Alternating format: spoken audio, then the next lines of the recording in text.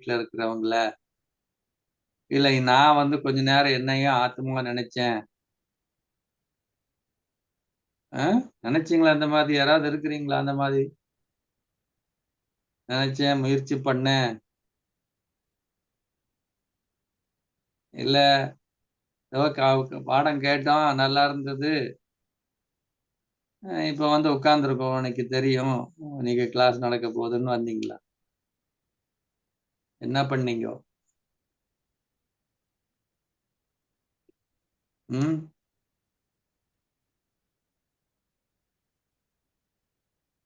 ஏன்னா இல்லைன்னா அதனால யூஸ் இல்லை உங்களுக்கு, இல்லையா? பக்தி மாறத்துக்கு முதல்ல நம்மளும் கோயிலுக்கு போறோம், சாமி கும்பிட்டோம், வந்தோம், திரும்பியும் பழையபடி. இது யூனிவர்சிட்டி இல்லையா, காலேஜ். படிக்கணும். சொல்லி கொடுத்ததை போய் வீட்டுல பயிற்சி பண்ணணும். அதானே கேட்டீங்க இறைவன்கிட்ட? எனக்குள்ள மாற்றத்தை கொண்டு வா, எனக்குள்ள இருக்க பயத்தை போக்கு, கவலையை போக்கு, தைரியத்தை கொடு, கேட்டோமா இல்லையா? அவ கொடுக்குறாரு, அதுக்கான வழியை சொல்லி கொடுக்குறாரு.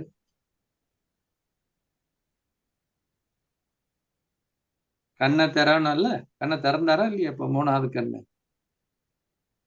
இல்ல, தெளிவா தெரியுதா இல்லையா? தெரியுது. இல்லையா? ஏன் அர்ஜுனன் மாத்திரம் பெரிய வல்வித்தைக்காரரானாரு பஞ்ச பாண்டவர்கள்ல? எல்லாருக்கும் ஒரே மாதிரி தான் சொல்லி கொடுத்தாங்க. ஏன்னா சொல்லி கொடுத்தது அவர் பயிற்சி பண்ணாங்க, இல்லையா? இரவு எந்திரிச்சு பார்த்தா கூட பயிற்சி பண்ணிட்டு இருந்தார். பயிற்சி, முயற்சி தான். நமக்கு இது வரைக்கும் என்ன வருதுன்னா, அந்த பழைய வாழ்க்கை, பழைய இதுல நமக்கு சொல்லி கொடுத்தது, செஞ்சது, அதனுடைய அடிப்படையில நமக்கு தாட் வந்துட்டே இருக்கும். அப்ப எண்ணத்தை எப்படி மாத்துறது? புதுசா ரெக்கார்ட் பண்ணணும் நீங்க. இதனுடைய அடிப்படையில, ஞானத்துடைய அடிப்படை. அதனாலதான் இந்த 7 நாள் வகுப்பு முடிஞ்ச பிறகு டெய்லி இந்த ஸ்பிரிச்சுவல் கிளாஸஸும் இருக்கு. சரிங்களா? இப்ப உங்கள மாதிரி கோர்ஸ் முடிச்சு இப்ப ரெகுலரா வர்றவங்க எல்லாம் என்ன பண்றாங்க? இல்லையா? ஆன்லைன்லயே 50, 60 பேர் கனெக்ட் ஆகுறாங்க. இங்கத்துக்கு மாத்திரம், யூகேக்கு மாத்திரம். அவங்க டெய்லி இந்த ஸ்பிரிச்சுவல் கிளாஸஸ் கேட்பாங்க. அப்பதான் இந்த பதிவு ஆத்மாக்குள்ள பதிவாகும். அப்பதான் அதனுடைய அடிப்படையில் நம்ம எண்ணத்தை கொண்டு வர முடியும். இல்லைன்னா பழசுதான் வரும். பழைய ரெக்கார்டிங் தானே வரும். அதனால டெய்லி கேட்கணும். கேட்க கேட்க கேட்க வீட்லயும் என்ன பண்ணணும்? அதான் நம்ம எடுத்த கிளாஸ் எல்லாம் உங்களுக்கு ரெக்கார்டிங் எல்லாம் போடுறோம், இல்லையா? நீங்க என்ன பண்ணணும்? அதை கேட்கணும். கேட்டாதான். ஓம் சாந்தி பிரதர். ம் ராஜ் டங்கன் பிரதர் ஒரு கேள்வி கேட்டிருந்தார். ம் இதில் வந்திருக்கு.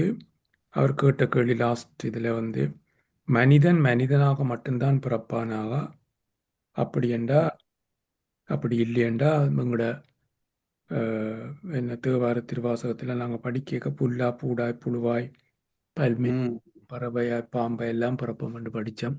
உண்மையா? ஆமா, இப்படி போட்டிருக்கு சாஸ்திரங்கள்ல. ஆனா இறைவன் என்ன சொல்றாரு? என்ன விதை போடுறோமோ அதுதானே, அந்த மரம் தானே வரும். உதாரணத்துக்கு நீங்க எங்கேயாவது மாங்காய் மரம் விதைய போட்டு தேங்காய் மரம் வந்திருக்கா? வரலையே. இன்னொன்னு, என்ன விதை இருக்குதோ அதோடைய தன்மைகள் தானே அந்த மரத்திலிருந்து பழத்திலிருந்து வெளிப்படும், இல்லையா? அப்போ மனித ஆத்மா என்னவாக பிறக்கும்? மனிதனாகத்தான் பிறவி எடுக்கும். இன்னொன்னு, மனித ஆத்மா உள்ளதான் என்னதான் இருக்குதுங்க? பகுத்தறியக்கூடிய இல்லையா? 5 அறிவுன்னு சொல்லணும். நமக்கு தான் என்ன இருக்கு? 6வது அறிவுன்னு சொல்லணும். அதுதான் பகுத்தறியக்கூடியது, பிரித்தறியக்கூடியது, இல்லையா? நம்ம தப்பு செஞ்சாதானே கேக்குறாங்க, இல்லையா? ஏன் இது தவறு, அதனால புடிச்சு ஜெயில போடுறாங்க தானே, தவறுக்காக. அதே 2 மாடுகள் சண்டை போடுறது, ஏதோ ஒரு வேற ஏதாவது விலங்கு சண்டை போட்டு ஒண்ணு இறந்து போச்சுன்னா இன்னொன்னு தூக்கி ஜெயில போடுறாங்களா? இல்ல. நமக்கு தான் என்ன இருக்கு? ஆறாத அறிவு என்பது நமக்கு இருக்குது. இன்னொன்னு சொன்ன மாதிரி நம்ம செஞ்ச பாவத்துக்கு நாயா பிறப்பேன் இல்லையா, பண்ணியா பிறப்ப அப்படின்னா, இன்னைக்கு உதாரணத்துக்கு எடுத்துக்கங்க. இன்னைக்கு ஒரு நாய் வந்து பெட்ல தூங்குது. 100 பவுண்டு பிஸ்கட் உள்ள வேல்யூ உள்ள பிஸ்கட் சாப்பிடுது. BMW கார்ல போகுது இல்லையா? இன்னைக்கு 6 அறிவு படைத்த மனிதன் சாப்பாட்டு கூட வழி இல்லாம எச்சி தட்டில இல்ல தொட்டியில எச்சிலேயே சாப்பிடுறான் இல்லையா? பாக்குறீங்க தானே உலகம் முழுதும். இப்ப பார்க்க போனா உயர்ந்த பிரிவு எந்த பிரிவியா இருக்கும்? ஒரு கேள்வி ஏன் இந்த அவல நிலை? பிரதர். சொல்லுங்கம்மா. நீங்க சொன்ன மாதிரி நாயல் நல்ல பெட்டில படுத்திருக்கிற, நல்ல சாப்பாடு, நல்ல கார் இல்ல. அது அந்த நாயலும் பிறக்கிற நாட்டை பொறுத்து தானே, வாழ்ற நாட்டை பொறுத்து தானே. எல்லா நாய்களுக்கும் எல்லாம் வசதியா கிடைக்கிறீங்கள தானே. இப்போ ஒரு மனிதன் அரிதலும் அரிது மானிடனால் பிறத்தல் அரிது அப்படின்னு சொல்லி இவ்வளவு புகழ் பாடும் பொழுது, ஏன் ஒரு மனிதன் உயர்ந்த பிறவி மனிதன் சொன்னா ஏன் மனிதன் ஓவராலா எடுத்துக்கிட்டீங்கன்னா ஏன் கஷ்டப்படுறான்? இன்னைக்கு உலகத்துல இருக்கக்கூடிய நீங்க வசதி படைத்த ஒரு இருக்கிறவங்கன்றது ரொம்ப குறைவு. 70% அதிகமாக இன்னைக்கு ஒரு வேளைக்கு சாப்பாட்டுக்கு இல்லாம, போடுறதுக்கு துணிமணி இல்லாம, சரியான ஷெல்டர் இல்லாம கஷ்டப்படுறாங்க. ஏன் அப்ப மனித குலம் ஏன் அப்படி இருக்கு? நல்ல யோசனை பண்ணி. ஆனா ஏன் சொன்னாங்க? அதுக்கு காரணம் இருக்கு.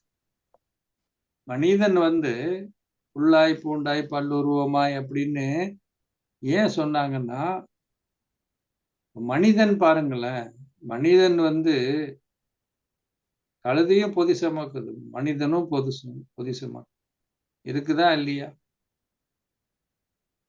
இன்னைக்கு ஒண்ணு மனித வாழ்க்கை பாருங்களேன். நீங்க வந்து நிறைய சேரி பகுதிகள்லாம் இருக்கு. நிறைய தேசங்கள்ல சேரிகள் இருக்கு. நீங்க எவ்வளவோ இந்தியாவிலேயோ இல்ல ஸ்ரீலங்காவிலேயோ நீங்க சொல்லலாம் முன்னேறி இருக்குது, இல்ல ஆப்பிரிக்கன் கண்ட்ரிஸ் எல்லாம். அங்க பாத்தீங்கன்னா அந்த சேரி பகுதியில் இருக்கக்கூடியது குடிசை பகுதின்னு சொல்றோம். அங்க வந்து சாக்கடை தான் ஓடி இல்லையா? அது பக்கத்திலேயே பண்ணியும் ஓடிட்டு இருக்கு. அதே இடத்துல அங்க புழு பூச்சி எல்லாமே இருக்கும். நாயும் படுத்திருக்கும். அதே இடத்துல மனிதனும் வாசிக்கிறான். மனித வாழ்க்கை ஒருத்தரை பார்த்து என்னையா பொழப்பு, நாய் பொழப்புன்றான், என்னையா பொழப்பு, கழுது பொழப்புன்றான். மனிதன் வந்து அந்த நிலைக்கு போறான். அதுதான் அர்த்தமே தவிர்த்து இப்போ ஒரு சமயம் நாய்க்கு தெரியுமா? இப்ப நம்ம சொல்றோம்ல, அட எந்த ஜென்மத்துல என்ன பாவம் பண்ணணும்னு மனிதன் தானே உணர்றான் இல்லையா? மனிதனுக்கு தானே அந்த உணர்வு வருது. நாய்க்கு தெரியுமா? இல்ல. இப்போ மனிதன் தான் அந்த பிரிவு எடுக்கிறான். ஆனால் அந்த நிலையில போறான். அந்த நிலைக்கு ஒரு புழு கூட மதிப்பில்லாம ஒரு ஒரு வாழ்க்கை என்பது அவனுடைய அவ்வளவு கீழான ஒரு நிலைக்கு போகும். இப்ப மனித ஆத்மாவா தான் நம்ம பிறவி எடுக்கும். அதோடைய குணங்கள் ஒவ்வொரு ஒரு விதைன்னா அதுக்கு ஒரு குணமும் இருக்கு, அதுக்கு ஒரு தன்மை இருக்குது. அதே மாதிரிதான் நமக்கு. அது நம்ம பெரியம்மாக்கோட விஷயம். அப்போ நம்மளுடைய வாழ்க்கை என்பது அப்பதான் நம்ம உணர முடியும். இந்த வார்த்தையே வர வேண்டியது. அந்த நிலைக்கு போறானே தவிர்த்து அந்த அதுவாக பிறக்கிறது.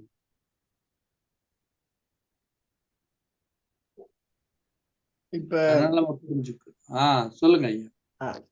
இப்ப ஆத்மான்னு சொல்லிட்டு இப்ப நாய்க்குள்ள இருக்கிறதும் ஒரு ஆத்மாதான், மனிதனுக்குள்ள இருக்கிறதும் ஒரு ஆத்மாதான். ஆத்மாவுக்கு வேறுபாடு இல்லை. அப்படி இருக்க பொழுது என்னென்று நாங்கள் சொல்லலாம், மனிதனாக பிறக்கிற மனிதனில் இருக்கிற ஆத்மா தான் பெருசு. மிருகத்தில் இருக்கிறது பெருசு இல்லை. அது ஒரு சிறிதண்டு சைஸில் இல்லை. அந்த தன்மையில சொல்றீங்க. கேரக்டர் அந்த அதுகளில் சொல்கிறோம். அப்படி அதை ஏன் அப்படி வேறுபடுத்தி சொல்கிறார்கள்? ஆத்மான்னு சொல்லக்குள்ள இல்லாம ஒன்றுதானே. எல்லாம் ஒண்ணுதான். ஆனால் இந்த உலகத்திலேயே மனித ஆத்மாவை தவிர்த்து வேற ஏதாவது எந்த ஆத்மாவாவது தன்னுடைய இயற்கையை மீறி ஏதாவது தப்பு செய்தா? இயற்கைக்குன்னு ஒரு தன்மை இருக்கு. இப்ப ஒரு மாடு இருக்குதுன்னா அது என்ன பண்ணுது? இப்போ அந்த காலத்துல இருந்து புல்லதான் சாப்பிட்டுச்சு, பாலை தான் கொடுக்குது இல்லையா? அதுக்கு வேண்டியதை சாப்பிடுது, அது பாட்டுக்கு போகுது. ஆனா மனிதன் அப்படி இருக்கானா? அது ஒரு பாட்டு இருக்கு இல்லையா? வந்த நாள் முதல் இந்த நாள் வரை வானம் மாறவில்லை, வானும் கடலும் யாவும் மாறவில்லை. யார் மாறிட்டான்? மனிதன் மாறிவிட்டான். இப்போ உலகம் கெட்டு போச்சு, இயற்கை கெட்டு போச்சு, எல்லாத்துலயும் கலப்படம் இல்லையா? பூகம்பம், குளோபல் வார்மிங், இதெல்லாம் இயற்கை மற்ற விலங்குகளோ பறவைகளோ செஞ்சதா? மனுஷன் செஞ்சானா? இந்த உலகம் கீழான நிலைமைக்கு வர்றதுக்கு காரணம் இப்ப நாங்கள் நினைக்கிறோம் மனிதன் தான் அது செய்கிறான் என்று. மற்ற மிருகங்களும் செய்திருக்கலாம், பறவைகளும் செய்திருக்கலாம். ஆனால் எங்களுக்கு புரியாது. மனிதன் மிருகங்கள் என்ன கதை பேசுதுன்றது எங்களுக்கு புரியாது. ஒரு சுழற்சின்னு இருக்குது ஐயா. நீங்க உங்களையே நீங்க எடுத்துக்கங்க. நீங்க இருந்த அந்த காலத்துல இருந்த உங்களுடைய தாய் தேந்தரோ உங்க தாத்தா பாட்டியோ கிட்ட இருந்த ஒரு தன்மை இப்ப இருக்கா? மனிதன்கிட்ட அந்த குவாலிட்டி இருக்கா? ஒரு வார்த்தை சொன்னா அது அந்த பேச்சை மாறாதவங்க இருந்தாங்க. இப்ப அப்படியா? சில பேர் இன்னும் இருக்கிறோம் அப்படியே, சில பேர் இல்லை. அதாவது ஆத்மா கர்ம வினை என்று சொல்லலாம். அதை கர்ம விலை காரணம் என்னன்னா ஆத்மாவில சக்தி இழந்திருக்கிறாங்க. அதுதான் பிரச்சனை. ஆத்மாவில என்ன பண்ணாங்கன்னா இன்னைக்கு பொறுமை சக்தி கொடுக்கிறாரு, சகிப்புத்தன்மை கொடுக்கிறாரு, ஏற்றுக்கொள்ளக்கூடிய தன்மை கிடையாது. ஆத்மா டீக்ரேட் ஆகி போச்சு. அதனால எல்லாத்துலயும் கலப்படமும் இருக்கு இல்லையா? எல்லா வகையான இந்த தர்மம் கெட்டு போச்சு. ஆத்மாவுடைய அந்த உண்மையான தர்மம் கெட்டு போச்சு. அப்போ அதுக்கு அதை திரும்பி நிலைநாட்டுறதுக்கு என்ன வேணும்? ஆத்மாக்குள்ள சக்தி வேணும் இல்லையா? அப்ப இந்த சைக்கிள் ஆனா ஏன் இப்படி நடக்குதுன்னு கேக்குன்னா அதுதான் இயற்கை நீதி. அது கூட எதுவுமே புதுசுல இருந்து பழசாகாது. இறைவன் அது சொல்றாரு. ஏன் அப்படி ஆச்சுன்னா அது நீங்க கேட்க வேண்டியதில்லை. எந்த பொருளும் புதுசா இருக்காது. புதுசுல இருந்து பழசாயித்தான் ஆகணும். அப்போ அது மாற்றம் தான் இல்லையா? எல்லாமே சுழற்சி தான் பாருங்க இந்த உலகத்துல. இரவு பகல் என்பது ஒரு சுழற்சி தான். வெளிச்சமா இருக்கு, காலை பொழுது நல்லா இருக்கு, மாலை அது கொஞ்சம் இதாகுது, மதியம், மாலை, இரவு இல்லையா? ஒரு மரம் இருக்கு, விதை போடுறோம், அது செடியாக வளருது, அப்புறம் மரம் ஆகுது, அப்புறம் பழங்கள் காய்க்குது, அதுக்கப்புறம் விதையா முளைக்குது. ஒரு சுழற்சி. மழை அடிக்குது, ஆறா ஓடுது, கடல்ல கலக்குது, அப்புறம் ஆவியாகுது, சுழற்சி. அப்ப இந்த மனித வாழ்க்கையும் அப்படிதான். அதான் இன்னைக்கு லெசன். நான் நேற்று போன கிளாஸ்ல சொன்னேன் இல்லையா? இந்த உலகத்துடைய ரகசியம் என்ன? அப்ப இறைவன் சொல்றாரு, இந்த உலகம் என்பது ஒரு எல்லை இல்லாத நாடகம் இல்லையா? அதுக்கு முன்னாடி சொல்றார், இந்த உலகம் ஒரு சுழற்சி தான், அப்படியே நேர்கோட்டுல போகாது. இப்ப நான் சொன்ன இந்த கால சுழற்சி பாருங்க இல்லையா? எல்லாமே சுழற்சி தானே. அதே மாதிரிதான் இந்த உலகம் ஒரு நாடகமே இறைவன் சொல்றார். அப்ப நீங்கெல்லாம் யாரு? நடிகர்கள். அப்ப நீங்க யாரு? ஆத்மா, உங்களுக்கு ஆடை எது? இந்த உடம்பு. அப்ப நடிக்கிறதுக்கு எங்கிருந்து வந்தீங்க? மேல சிவலோகத்திலிருந்து இந்த உலகத்துக்கு வந்தீங்க நடிக்கிறது. இங்கதான் இந்த உடல் என்ற ஆடையை போட்டிருக்கீங்க இல்லையா? இப்ப இந்த எனக்கு ஒரு நாடையை கேள்வி போட்டு இருக்கு. சொல்லுங்க ஐயா. இப்ப நாங்கள் ஒரு நடிகர் மாதிரி, நாய், பூனை, மற்ற மிருகங்கள் அதுகளும் ஒரு நடிகர்கள். ஆமா ஆமா, சரிதான். ஆனால் இந்த உலகத்துல மனிதர்கள் எப்படி, இந்த மனித ஆத்மாக்கள் எப்படி இதாகுதோ அதற்கு தந்தாப்புலதான் மத்ததெல்லாம் இருக்கு. நம்ம இந்த உலகத்தை நம்ம வந்து டீக்ரேட் ஆகும்போது உலகமும் என்ன ஆகுது? கீழே போகுது. நம்ம உயரும் போது இந்த உலகம் உயருது. அதை சுற்றி இருக்கக்கூடிய எல்லாமே உயருது. மரங்களே நம்ம தான் வெட்டுறோம். அதனால நமக்கு வறுமை வருது, வறட்சி வருது. அதனால பாதிக்கப்படுறோம். இப்ப மரங்கள் நடுங்கன்றாங்க. மரங்களை நம்ம நடும் பொழுது அது நமக்கு சுகத்தை கொடுக்கும் இல்லையா? எல்லாமே அப்படிதான். அப்போ நம்மை சுற்றி தான் அது நடக்குது. அது நம்மை உணரக்கூடியது. நம்மை சுற்றி உணரக்கூடியது ஒன்னே ஒண்ணு இருக்குது, நமக்கு தான் இருக்குது. வேற எந்த ஆத்மாவுக்கும் இல்லை. தன்னை உணர்றது நம்ம தான் உணர்றோம். நான் வந்து ஆத்மா, இல்ல நான் வந்து ஒரு மனிதன். தன்னுடைய அவேர்னஸ் இருக்கு. தன்னை சுத்தி என்னென்ன நடக்குதுன்ற அந்த உணர்வு இருக்கு. எல்லாத்தையும் பண்ணக்கூடிய அந்த வளர்ச்சி என்பது ஆத்மாவில தான் இருக்கு. நம்ம மனித ஆத்மாவுக்கு தானே இருக்கு.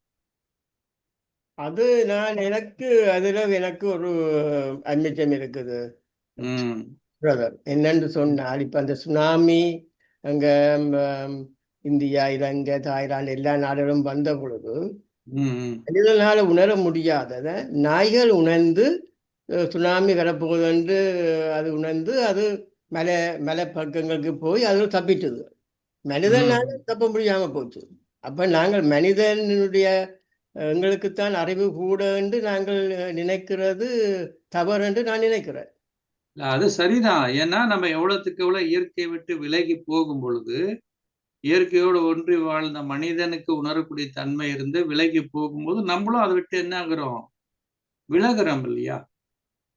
விலகும் போது நமக்கு என்ன ஆகுது? அந்த தன்மைகள் நமக்கு இல்லாம போகுது. அதுக்குதான் கருவிகள் கண்டுபிடிக்க வேண்டியது. அந்த காலத்துல எல்லாம் பாருங்களேன், வந்து யோக நிலையில இருக்கிறவங்களுக்கு வந்து உலகம் வந்து உருண்டைன்னு கண்டுபிடிச்சு வச்சிருக்கிறாங்க. கோள்கள் எல்லாம் பார்த்தீங்கன்னாக்கா ஒவ்வொன்றும் வந்து ஒவ்வொரு கலரானதுன்னு நம்ம சொல்றாங்க. இங்க நவகிரகம் வச்சிருக்கிறாங்க. நவகிரகத்துக்கு ஒவ்வொரு வகையான துணியை கட்டுறாங்க இல்லையா? கலர் கலரா கட்டுறாங்க. இப்ப என்ன சொல்றாங்கன்னா சயின்ஸ்ல அது வந்து அந்த மாதிரி ஒரு கலரை வந்து அது எமிட் பண்ணுதுன்னு கண்டுபிடிச்சிருக்கிறாங்க. ஸோ இது ஏன்னு பார்த்தான்னா நம்ம வெளிமுகமா போயிட்டே இருக்கிறோம். அப்போ உள்ளாக நம்ம நினைக்கும் பொழுது நம்ம மனோசக்திக்கு அந்த யோக நிலையில் நமக்கு சில விஷயங்கள் நமக்கு எல்லாமே நம்மளால என்ன பண்ண முடியும்? வந்து உணர முடியும். அதை நம்ம வந்து தெளிவுபடுத்த முடியும். அந்த மாதிரி மனிதர் வந்து அறிவியல் பூர்வமா இப்ப கண்டுபிடிக்கிறேன்றாங்க. ஆனா எத்தனையோ விஷயங்கள் அந்த காலத்துல ரொம்ப சூக்ஷ்மமாக அவர்கள் இந்த யோக நிலையில இருந்திருக்காங்க. அப்போ நம்மள ஆத்மான்ற உணர்வுல இருந்து விலகி நம்ம இறைவனுடைய அந்த தொடர்பு, இறை நிலையினுடைய தொடர்பை விட்டு விலகி போகும்போது நமக்கு என்ன பண்ண வேண்டியிருக்குங்க? நிறைய முயற்சிகள் செய்ய வேண்டியிருக்குது. அதனுடைய விளைவு தான் இன்னைக்கு இப்படி இருக்கு இல்லையா? அப்போ முதல்ல அப்படி இல்லை இல்லையா? அப்போ விலங்குகள் அப்படி இருக்குங்கன்னா விலங்குகள் மாறல அது இல்லையா? விலங்குகள் மாறாத பொழுது அதுங்களுக்கு இயற்கையாக அதுங்களுக்கு தெரியுது. நம்ம என்ன பண்றோம்? அந்த காலத்துல பாருங்க, நம்ம பழையவர்கள கரெக்டா பார்த்து சொல்லுவோம் இல்லையா? மழை எப்ப வருது, இது வந்திருக்கு, இது நேரம் இத்தனை மணி. ஈவன் அவங்க நிறைய பேர் சொல்லுவாங்க இல்லையா? இறக்கும் போது கூட நிறைய பேர் அந்த காலத்துல சர்வசாதாரணம். எல்லாமே எல்லாருக்கும் சொல்லி நான் இன்னைக்கு போறேன் அப்படின்னு சொல்லி அந்த நேரம் வரும்போது கரெக்டா அவங்க போடுறவங்க இல்லையா? இன்னைக்கு அந்த இந்த இதெல்லாம் இல்லை. அப்போ உள்முகமாக இருக்கிறதுல இருந்து விலகி வெளியில எல்லாம் தேட ஆரம்பிக்கும் போது நம்ம கூட தொடர்பு பண்றதையும் போயிடுது. தன்னை உணர்ற தன்மை கூட ரொம்ப குறைஞ்சு போச்சு. அப்ப இறைவனை உணர்ற தன்மை கூட குறைஞ்சு போச்சு. தொடர வைக்கக்கூடிய தன்மைகள் குறைஞ்சு போச்சு. அந்த காலத்துல எல்லாம் அப்படி கிடையாது இல்லையா? சர்வசாதாரணமா வீட்டுல பேசும்போதே ஆன்மீக விஷயங்களை பேசுவாங்க. ஸ்கூல்ல கூட ஒரு மாரல் கிளாஸ் இருந்தது எல்லாமே. இன்னைக்கு மாரல் கிளாஸ் என்ன? அதனால என்ன நமக்கு பணம் வருதா? அந்த மாரல் கிளாஸ் இப்பெல்லாம் எடுத்துட்டாங்க. அப்ப பாருங்க, இன்னைக்கு குழந்தைங்க கூட விட்டு கொடுக்குற ஒருத்தர் 2 பேர் சேர்ந்து வாழ்றதே இன்னைக்கு கஷ்டமா இருக்குல்ல. அந்த மனிதனுடைய அந்த அந்த மனம் இல்லையா, அந்த பரந்த மனமாக இல்லையே. சொந்தக்காரங்களை ஒரு வரவேற்கிறதோ இல்ல எல்லாத்தையும் ஏற்றுக்கொள்றதோ பண்றதோ அப்படின்றது அந்த ஆன்மீக தன்மை இல்லையா, ஒரு ஆத்மாவுடைய தன்மை என்பது இன்னைக்கு கஷ்டமா நினைக்கிறாங்க வீட்டுக்கு வர்றது கூட இல்லையா. அந்த காலத்துல அப்படி இல்லையே. இந்த உறவுகள் கூட எவ்வளவு உயர்ந்த ஒரு உறவுகளாக இருந்தது இல்லையா. அப்படியே படிப்படியா ஆத்மாவுடைய சக்தி குறையும் பொழுது, அதோடைய தன்மைகள் குறையும் பொழுது எல்லாமே நம்ம விலகி போறோம். ஆத்மாவுடைய இயற்கை நிலையில இருந்து கூட விலகி போயிட்டோம் இல்லையா. ஏன்னா டோட்டலி நம்ம உறவுகள் இருந்து நம்ம விடுபட்டுறோம். இன்னைக்கு பாருங்க, அதனாலதான் எல்லாமே இருக்கு. ஆனா ஏன் டிப்ரெஷன்ல போறாங்க இல்லையா? ஏன்னா தனிமை, அதே நேரத்துல நிறைய மீடியா அது இதுன்னு எல்லாமே என்ன பண்ணுது, மனிதனை வேறு பக்கம் திசை திருப்பிட்டு. இப்ப கூட எங்கேயோ ஒரு மெடிடேஷன் ஒரு இதை சொன்னாங்க. நீயா இரு அப்படின்னு. என்னன்னா ஒண்ணும் இல்லை, மொபைல் இல்லை, டிவி இல்லை, ஒண்ணும் இல்லை. நீங்க சும்மா போய் ஒரு 5 நாள் பேசாம இருக்கணும். ஒண்ணும் கையில கொடுக்க மாட்டாங்க. மத்தவங்க கூட பேசணும், இருக்கணும், சாப்பிடணும் இல்லையா. பாருங்க, இன்னைக்கு ஒண்ணும் வேண்டாம், இன்டர்நெட்டே இல்லாம போதுன்னு வச்சுக்கோங்க. இன்டர்நெட் கிடையாது, நீங்க வாட்ஸ்அப் பார்க்க முடியாது, டிவி கிடையாது வீட்டுல, இன்டர்நெட்டோ இல்ல மொபைல் எதுவுமே வேலை செய்யாதுன்னா என்ன ஆகும் நினைச்சு பாருங்க ஒரு நிமிஷம். அப்படியே ஜஸ்ட் இன்னைக்கு மனிதர்கள் எப்படி இதா இருக்குதுன்னா இல்லையா, என்ன நிலையாக நினைச்சு பாருங்க. அப்படி என்று சொன்னா எங்களுக்கு இப்ப இந்த கிளாஸே நடக்காது. கிளாஸ் நடக்காது. கரெக்ட், நீங்க சொல்றது. நாங்கள் சயின்ஸ் நமக்கு ஒரு வகையில முன்னேற்றத்தை கொடுக்குது இப்ப இல்லையா. அதான் அந்த டிராமால, நாடகத்துல, கீதையில கூட சொல்றாங்களே, எல்லாம் நன்மைக்கு. இப்ப கோவிட் வந்தது. கோவிட் வந்தது பார்க்க போனீங்கன்னா அது பெரிய ஒரு இதுன்னு நினைக்கிறோம். ஆனா அது கோவிட்னால நிறைய வாழ்க்கை பாடங்களை கத்துக்கிட்டாங்க. நிறைய சரியான முறையில பயன்படுத்தினாங்க. நிறைய முன்னேற்றம். கோவிடுக்கு அப்புறம் தான் இதெல்லாம் வந்தது. இந்த ஆன்லைன் கோர்ஸ் எல்லாம். அப்போதான் ஜூம்னு ஒண்ணு வந்தது. அப்ப இந்த மாதிரி ஆரம்பிக்கலாம்னு சொல்லி ஆரம்பிச்சது. அதுலதான் இன்னும் ஏற்கனவே இருந்தவங்க கூட இதை நல்லா புரிஞ்சுக்கிட்டாங்க. ஏன்னா அவங்களுக்கு டைம் நிறைய பேர் சொன்னாங்க, நாங்கெல்லாம் வேலைக்கு போறோம், எங்களுக்கெல்லாம் டைம் இல்லைன்னு. அப்போ கிளாஸ் வாரத்துல ஒரு நாள் தான் நடக்கும், அது நேரடியாக தான் நடக்கும். ஆனா இப்ப எவ்வளவோ பேர் எந்தெந்த தேசத்துல இருந்தோ கனெக்ட் ஆயிருக்காங்க. ஸோ சயின்ஸ் என்பது நமக்கு முன்னேற்றத்தை தருவது. ஆனா அதை எப்படி பயன்படுத்துறோன்றதை பொறுத்து இருக்கு இல்லையா. ஆனா இன்னைக்கு நிறைய அதனால ஒரு 10 அடி ஏறினா 100 அடி சறுக்கிற மாதிரி இன்னைக்கு பாத்தீங்கன்னா ஆன்லைன் கிரைம்ஸ் எவ்வளவு நடக்குது இல்லைங்களா. எதுவுமே நம்ம ஒண்ணுமே இது பண்ண முடியாம இருக்கு. அன்னைக்கு போய் பேங்க்ல எழுதி கொடுத்து பண்ணி நம்ம ஒரு காசு வாங்கணும்னா எல்லாத்துக்கும் உங்களுக்கு தெரியும். இன்னைக்கு சும்மா மொபைல்லயே பண்றோம். ஆனா அதே நேரத்துல அது எவ்வளவு பெரிய ஆபத்து.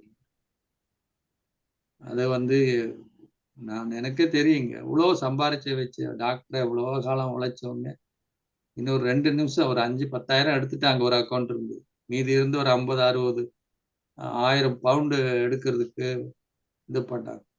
ஆனா அந்த டைம்ல அவங்க இது பண்ணிட்டாங்க. கரெக்டா அவங்களுக்கு பேங்க்ல இருந்து டச் ஆகி போன் பண்ணி இருக்கும். அது எவ்வளோ விஷயங்கள் நடக்கும். இப்போ மனிதன் அறிவியல் இவ்வளவு முன்னேறி இருக்கிறாங்க. ஆனா அதே மனிதன் நாகரிகத்துல முன்னேறி இருக்காங்க. அந்த அளவுக்கு மனித நேயமும் வந்திருக்கா இல்லையா? எங்க பார்த்தாலும் வார் நடக்குது இல்லையா? எங்க பார்த்தாலும் கிரைம்ஸ் நடக்குது. காரணம் என்னன்னா மனிதன் அந்த தரம் குறைஞ்சு போச்சு இல்லைங்களா? எல்லாத்துலயும் கலப்படம் பண்றாங்க. ட்ரக்ஸுக்கு நிறைய பேரு அதுக்கு என்ன ரீசன்? அதுக்கு என்ன ரீசன்? அது மனிதன் மனிதாபத்துல அந்த ஆனஸ்டி குறைஞ்சு போச்சு இல்லைங்களா? ஆத்மாவில வந்து இருக்கக்கூடிய இந்த தன்மைகள் குறைஞ்சு போச்சு இல்லையா? இதுதான முக்கியமான காரணம். பணம் தான் எல்லாமே சந்தோஷத்தை கொடுக்குன்ற ஒரு பிம்பம் இல்லையா? அதுக்கான அட்வர்டைஸ்மெண்ட், அதுக்கான இந்த துணியை போடுங்க நீங்க எவ்வளவு சந்தோஷமா இருப்பீங்க, இந்த காரை வாங்குங்க ஆனந்தமா இருக்கலாம் இல்ல, அந்த 2 நிமிஷம் அட்வர்டைஸ்மெண்ட் பார்த்து வாங்கி நீங்க பணத்து மூலியமா பஞ்சு மெத்தையை வாங்கலாம், தூக்கத்தை வாங்க முடியுங்களா? பணத்து மூலியமா நிறைய மாத்திரை மருந்துகள் வாங்கலாம், ஆரோக்கியத்தை வாங்க முடியுமா? பணத்தினால நீங்க வந்து நிறைய புத்தகங்கள் வாங்கலாம், அறிவை வாங்க முடியுமா? வாங்க முடியாது. பணம் இருந்தாலும் நல்ல மனம் வேண்டும். மனம் போல வாழ்க்கை, எண்ணம் போல வாழ்க்கைன்றாங்க. அது வந்து அதான் பாருங்க, ஒண்ணு எமோஷனல் சைடு இருக்கு, இன்னொன்னு வந்து பிசிக்கல் சைடு இருக்கு. இப்போ உங்க வீட்டுல 2 கார்டன் இருக்குன்னு வச்சுக்கோங்க. முன்னாடி ஒரு கார்டன் இருக்கு, பின்னாடி ஒரு கார்டன் இருக்கு உங்க வீட்டுக்கு முன்னாடி. நீங்க நினைக்கிறீங்க முன்னாடி இருக்க கார்டனுக்கு வந்து தண்ணி ஊத்தி அதுக்கு எருவு போட்டு நல்லா அதை வளர்த்தா பின்னாடி கார்டன் தானா வளர்ந்துடும். வளருமா? வளராது. நீங்க எங்க மணியை ஸ்பெண்ட் பண்றீங்களோ, எங்க எனர்ஜி ஸ்பெண்ட் பண்றீங்களோ, எங்க டேக் கேர் பண்றீங்களோ அது வளர்ச்சி அடையும். ஆனா இது வளர்ந்தா அது வளரும்ன்றது எவ்வளவு ஒரு முட்டாள்தனம் தான். அப்ப இன்னைக்கு மனித சமுதாயம் என்ன பண்ணுது? அகாடமிக் லெவல்ல இல்லையா, இன்டெலெக்சுவல் லெவல்ல ஒரு அம்மா அப்பா தங்களுடைய பிள்ளைகளுக்கு எல்லாம் செய்யறாங்க இல்லையா? கஷ்டப்படுறாங்க, அவங்கள படிக்க வைக்கிறாங்க. எக்ஸ்ட்ரா கரிக்குலம், ஸ்விம்மிங்கா, டான்ஸா, மியூசிக்கா எல்லாமே பண்றாங்க இல்லையா? அதுக்காக டைம் ஸ்பெண்ட் பண்றாங்க இல்லையா? அதுக்கான ரிட்டர்ன்ஸ் கிடைக்குது. எக்கனாமிக் லெவல் ஏறுது, கார் வாங்குறாங்க, வீடு வாங்குறாங்க, எல்லாம் ஓகே தான். ஆனா அவங்களுக்கு இன்னொரு பக்கம் இருக்குல்ல, எமோஷனல் சைடு இருக்குல்ல. ஒரு திருமணம் பண்றாங்க, ஒரு உறவுக்குள்ள வராங்க, அம்மா அப்பா ரிலேஷன்ஷிப், பிள்ளைகள் இல்லையா, கணவன் மனைவி ரிலேஷன்ஷிப், இல்ல அவங்களை யாராவது புல்லிங் பண்றாங்களா, அவங்களை கிரிட்டிசைஸ் பண்றாங்க, அவங்களுக்கு ஏதாவது ஒரு ஜாப்ல வந்து அவங்க நல்லா பெர்ஃபார்மன்ஸ் பண்ணா கூட அவங்களுக்கு வந்து வாய்ப்புகள் கிடைக்காம போகுது. அப்போ அவங்க என்ன பண்றாங்க? அதனால டிப்ரெஷன்ல போறாங்க, அதனால அவங்க அதை ஹேண்டில் பண்ண முடியாம போறாங்க இல்லையா? அப்ப அம்மா அப்பானால ஒண்ணும் பண்ண முடியலையே. அப்ப நீங்க ஒரு பக்கம் வளர்த்து விட்டீங்க பையனை, அப்ப இன்னொரு பக்கம் வளர்க்கவே இல்லையே. இன்னொரு பக்கம் எமோஷனல் சைடு இருக்கு இல்லையா? அது ரொம்ப முக்கியம் இல்லையா? அப்ப எவ்வளவு காசு வந்தாலும் எவ்வளவு வந்தாலும் திருப்தி இல்லாத ஒரு வாழ்க்கை. ஏன்னா கம்பேரிஷன் பண்றோம். ஏன்னா அந்த மாதிரி வாங்கினா தான் நமக்கும் சந்தோஷம் வரும். அவங்க செஞ்ச மாதிரி நம்மளும் செய்யணும். ஒண்ணு வேண்டாம், பர்த்டே கொண்டாடுறோம், எவ்வளவு செலவு பண்றாங்க இல்லையா? நம்ம வாழ்க்கையில பர்த்டே கொண்டாடினதே கிடையாது. ஆனா இன்னைக்கு பிள்ளைங்களுக்கு அவ்வளவு ஸ்பெண்ட் பண்றாங்க. சரி பண்ணுங்க.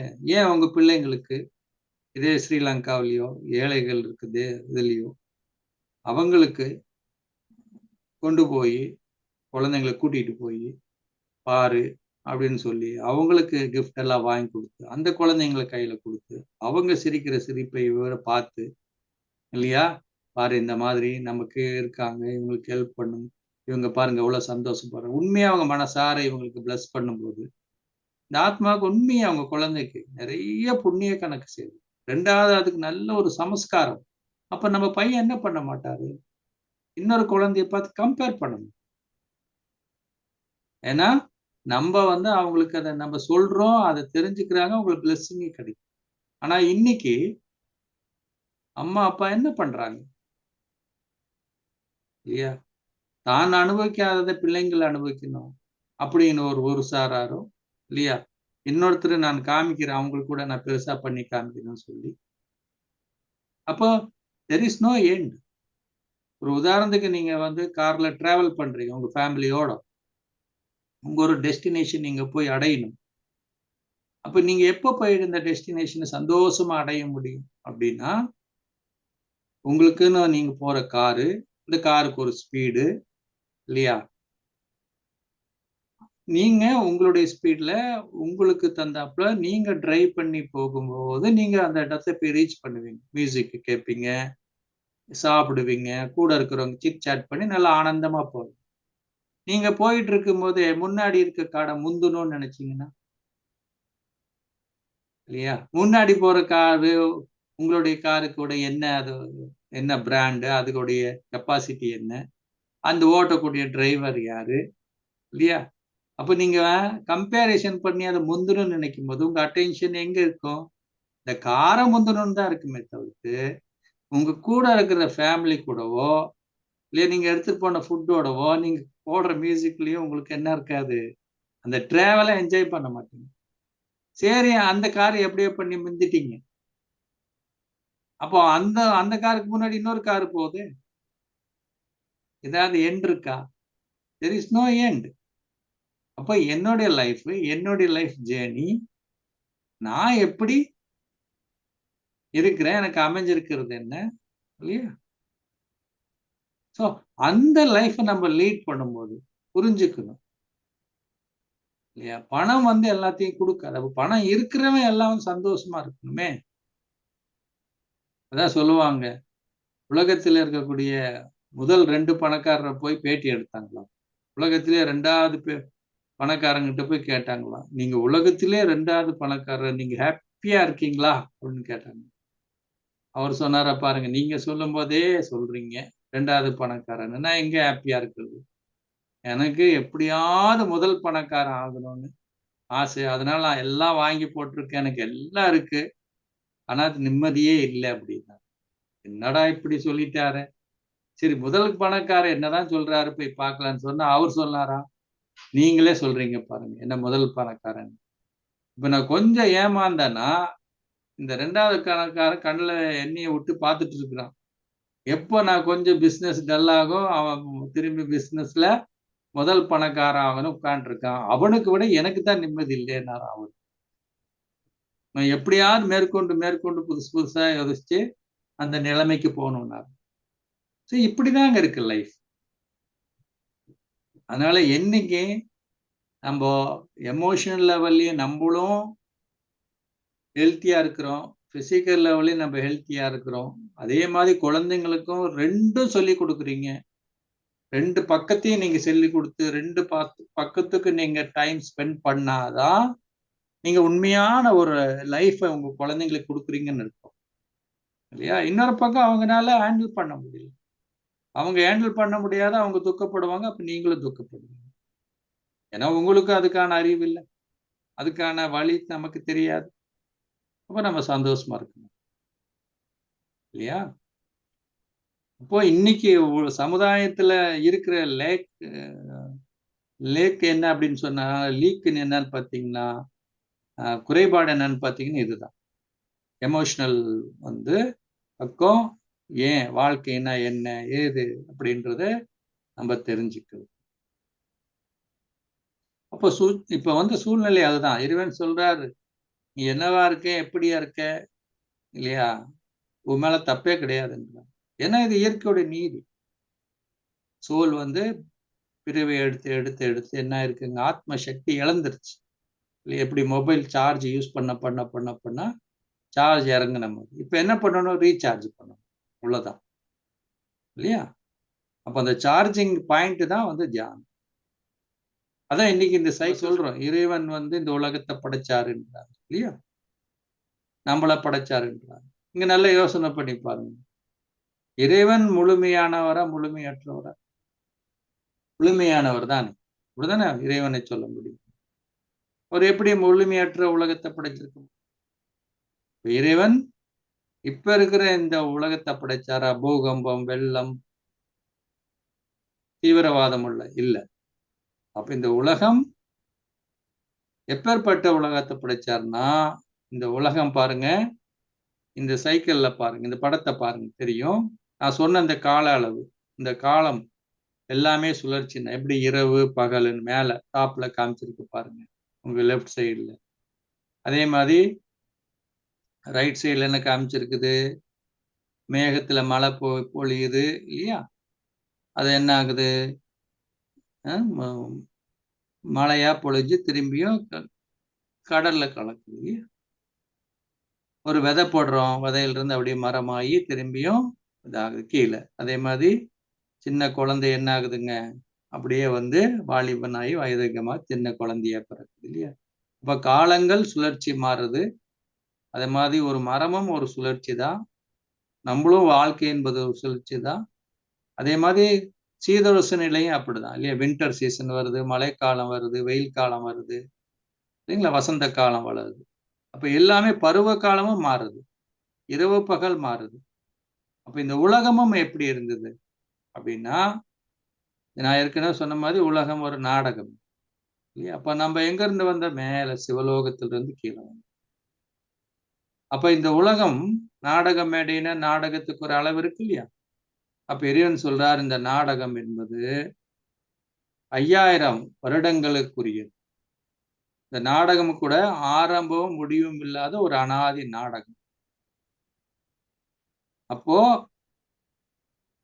இந்த 5000 வருடங்கள் நீங்க எடுத்துக்கிட்டீங்க அப்படின்னா 5000 4ஆ பிரிங்க, எவ்வளவு வரும்? 1250 வருடங்கள் சரிங்களா? அப்போ முதல்ல பாருங்க, வலது பக்கத்துல இல்லையா இருக்கக்கூடிய அந்த யுகம் அப்படின்னு சொல்லக்கூடியதுதான் சத்திய யுகம்னு சொல்றோம். அதாவது நாங்க தங்க யுகம்னு சொல்றோம். அடுத்த காலப்பகுதி 1250 வருடங்கள் திரேதா யுகம், இல்லைன்னா சில்வர் ஏஜ் அப்படின்னு சொல்றோம், இல்லைன்னா வெள்ளி யுகம்னு சொல்றோம். அதுக்கப்புறம் பாத்தீங்கன்னா இடது பக்கத்துல கீழே பாருங்க, அதுதான் செம்பு யுகம், அப்படின்னா அதுதான் காப்பர் ஏஜ்ன்னு சொல்றோம். இப்ப அது இடது பக்கத்துல டாப்ல பாருங்க, அது பேர் தான் கலியுகம்னு சொல்றோம். அதுதான் வந்து அயன் ஏஜ்ன்னு சொல்றோம், இரும்பு யுகம்னு சொல்றோம். அப்போ ஆத்மா எங்க இருந்து வருது? மேல சிவலோகத்திலிருந்து முதல் இந்த நாடகத்துக்கு வரும்போது இந்த உலகம் என்ன மாறுதுன்னா தங்க யுகம் ஆகுது. அப்படின்னா ஆத்மா 24 கேரட் கோல்டு மாதிரி எல்லா குணங்களும் எல்லா சக்திகளும் நிறைஞ்சிருந்தது. அப்ப எங்க வரங்க? முதல்ல இங்கதான் வரும். அந்த உலகம்தான் இறைவன் படைத்த உலகம். அந்த உலகத்துக்கு பேர் தான் சொர்க்கம்னு சொல்றோம். 1250 வருஷம் கோல்டன் ஏஜ், 1250 வருஷம் சில்வர் ஏஜ். இந்த 2 யுகமும் ஏறக்குறைய 2500 வருடம் இந்த உலகம் சொர்க்கமாக இருந்தது. காரணம் ஏன்னா ஆத்மா எல்லா தெய்வீக குணமும் இருந்தது. அப்படின்னு யாராக இருந்தாலும் அம்மா, அப்பா, பிள்ளை, பக்கத்து வீட்டுக்காரங்க, பக்கத்து தெருக்காரங்க, யாரு வேணா எடுத்துக்கோங்க, அந்த உலகத்தில் இருக்கக்கூடிய அனைவருமே இந்த ஆத்மாக்கள் எல்லா தெய்வீக குணம் நிறைந்தவர்களாக இருந்தாங்க. வேற யாரும் இல்ல, நம்ம தான். ஆனால் என்ன நடக்குதுன்னா இயற்கையோட நீதி, காலங்கள் மாறுற மாதிரி, எப்படி காலை நேரம் ரொம்ப நல்லா இருக்கும், ஆனா நாள் போக போக மதியம் வரும். அப்போ முதல்ல ஆத்மா நம்ம இங்க வரும்போது நம்ம பிரிவை எடுத்து எங்க வரோம்? 2வது காலகட்டத்துக்கு வரும். அதான் சில்வர் ஏஜ்னு சொல்றோம். ஆத்மா உடைய சக்தி மெல்ல மெல்லமா குறைஞ்சி எந்த லெவலுக்கு வருதுங்க? சில்வர் லெவலுக்கு வருது. ஆனாலும் சில்வர்ல துருப்பிடிக்குமா? துருப்பிடிக்காது பாருங்க.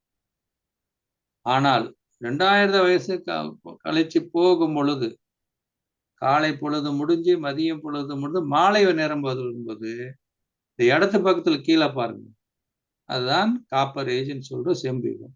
அங்கதான் ஆத்மா என்ன ஆகுதுன்னா செம்புக்கு வந்துருது. பித்தளைன்னு சொல்றோம் இல்லையா? செம்புல இங்க நீங்க நிறைய பார்த்திருப்பீங்க, ஈரோப்பாங்கெல்லாம் கூட நிறைய செம்பு சிலைகள், ஸ்டாச்சு எல்லாம் பார்த்தீங்கன்னா அப்படியே பாசி படர்ந்து.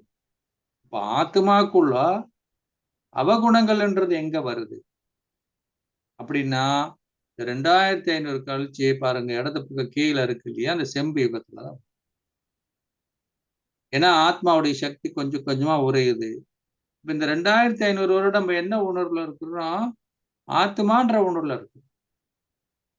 ஆத்மா தான் இந்த கண்ணு மூலியமா பார்க்கிறேன், வாய் மூலியமா பேசுறேன், மத்த ஆத்மா கூட பேசுறேன்னா அந்த கான்சியஸ் இருந்துகிட்டே இருக்கு நமக்குள்ள. இந்த உடல் வேறு, நான் வேறுன்னு. ஆனா பிறவி எடுத்து ஆத்மா கான்சியஸ், சோல் கான்சியஸ் கொஞ்சம் குறைஞ்சு இந்த காப்பர் ஏஜ் வரும்போது என்ன ஆகுதுங்க? உடல் உணர்வுன்னு சொல்றோம். அப்பதான் ஆத்மான்ற மருந்து உடலை பார்க்கும். அப்பதான் நமக்குள்ள காமம், குரோதம், லோபம், மோகம், அகங்காரம் என்பது கொஞ்சம் கொஞ்சமா வரும். ஆனாலும் அப்படியே காலங்கள் உருண்டோடும் போது பாருங்க, இடது பக்கத்துல மேல பாருங்க, இரும்பு யுகம் சொல்றோம், கலியுகம் சொல்றோம். அப்ப ஆத்மா கொடுக்கிற குணங்களுடைய சக்திகள் கொஞ்சம் கொஞ்சமா கரைஞ்சு என்ன ஆகுது? இரும்புல இன்னும் நல்லா துரு பிடிக்க ஆரம்பிக்குது. அப்படின்னா ஆத்மாக்குள்ள எல்லா அவகுணங்களும் வருது. நல்ல குணங்கள் அப்பப்போ கொஞ்சம் கொஞ்சம் இருக்குது. அப்பப்போ கொஞ்சம் சந்தோஷமா இருப்போம், அப்பப்போ கொஞ்சம் அமைதியா இருப்போம், இப்படி இருப்போம். அப்போ இப்ப எங்க இருக்கிறவங்க? கலியுக கடைசியில். இப்ப ஆத்மாக்குள்ள பாருங்க, எந்த சக்தி எந்த குணமும் இல்லை. அப்ப காலங்கள் மாற மாற ஆத்மா பிரிவு எடுக்க என்ன ஆகுதுங்க? ஆத்ம சக்தி வந்து குறைஞ்சு.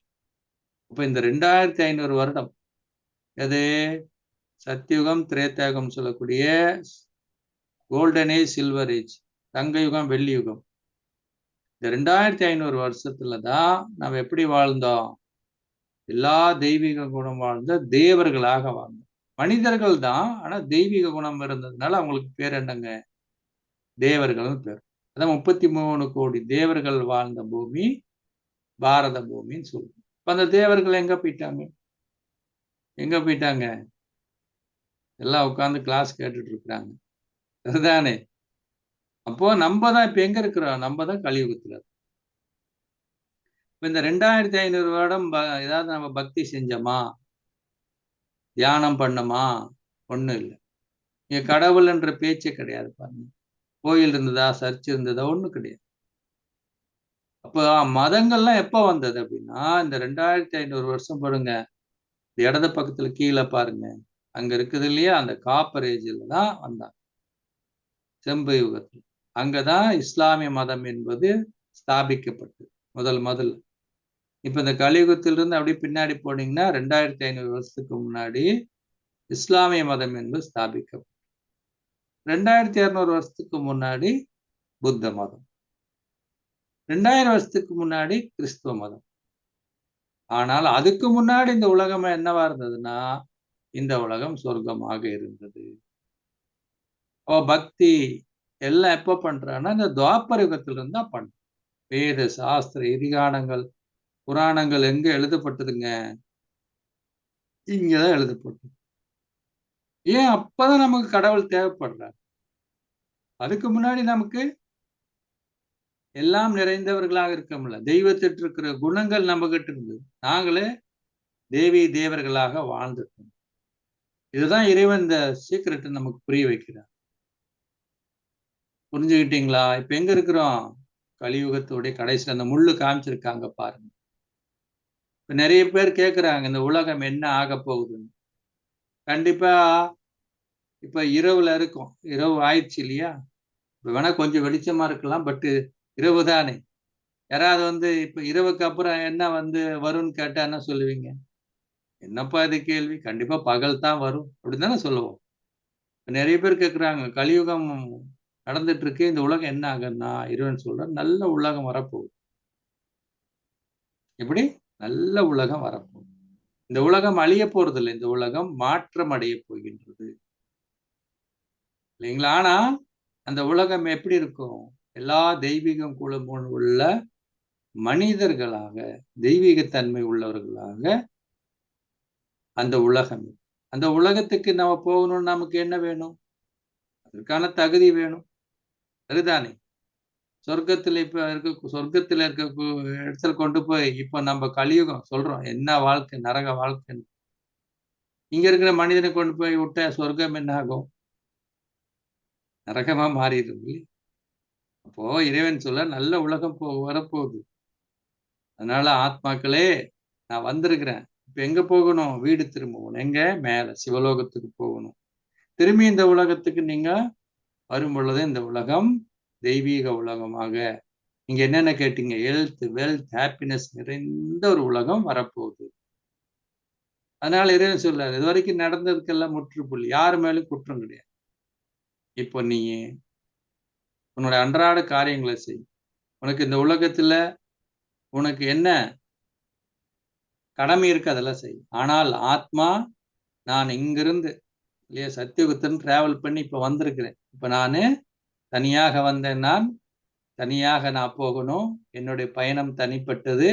திரும்பி அந்த நல்ல உலகத்துக்கு போகணும் இல்லையா? அதனால எல்லாரு கூடயும் அன்பாவும் இருக்காங்க.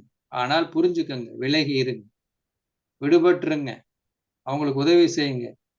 ஆனால் உங்கள் பயணத்தை நினைச்சு பாருங்க, அந்த இழந்த சக்தியை கூட தியானத்தின் மூலியமா அடைங்க. அதனாலதான் ஆதியும் அந்தம் இல்லாத ஒரு அனாதி நாடகம் இல்லைங்களா? இந்த சீக்கிரட்டை தான் இறைவன் புரிய வைக்கிறார் இல்லையா? இந்த உலகம் ஒரு அனாதி நாடகம் அப்படின்றத புரிய வைக்கிறார்.